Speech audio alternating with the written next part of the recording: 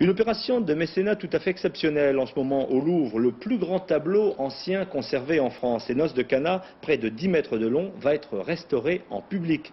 30 mois de travaux, 3 millions de francs de travaux, une entreprise réalisée par un groupe privé, ICI, qui donc se lance dans ce sponsoring tout à fait spectaculaire. Pascal Sceaux.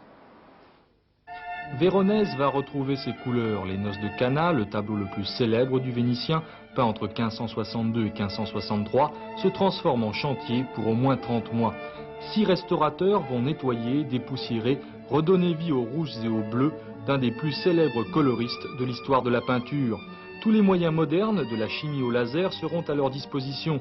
À titre d'exemple, 2 fenêtres ont été dégagées dans la toile. En faisant ce petit essai, on a redécouvert complètement Véronèse, les touches, les vibrations des couleurs, c'est absolument fantastique.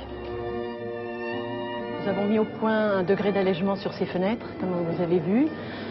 Nous avons testé des mélanges de solvants, différents mélanges de solvants, et nous allons travailler avec des petits bâtonnets minuscules. La longueur du travail s'explique par la taille du tableau. Avec 66 mètres carrés de surface, c'est le plus grand de la salle des États qui accueille au Louvre la peinture italienne du XVIe.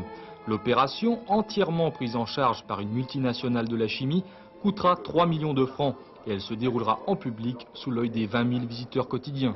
Des restaurations publiques se sont faites à l'étranger. Lorsque Amsterdam a restauré la Ronde de nuit de Rembrandt, elle a été faite face au public. Et je crois que le public a le droit de savoir comment on restaure un tableau. C'est pas un secret d'État. Certes, mais le calme habituel des ateliers ne va-t-il pas manquer aux restaurateurs? Quand on est concentré, on ne voit pas et on entend en principe pas son environ. Quant au bruit, j'entends rien. Je vais peut-être faire plus de bruit qu'eux. Si le public ne les déconcentre pas, qu'en sera-t-il du sourire énigmatique de leur célèbre voisine?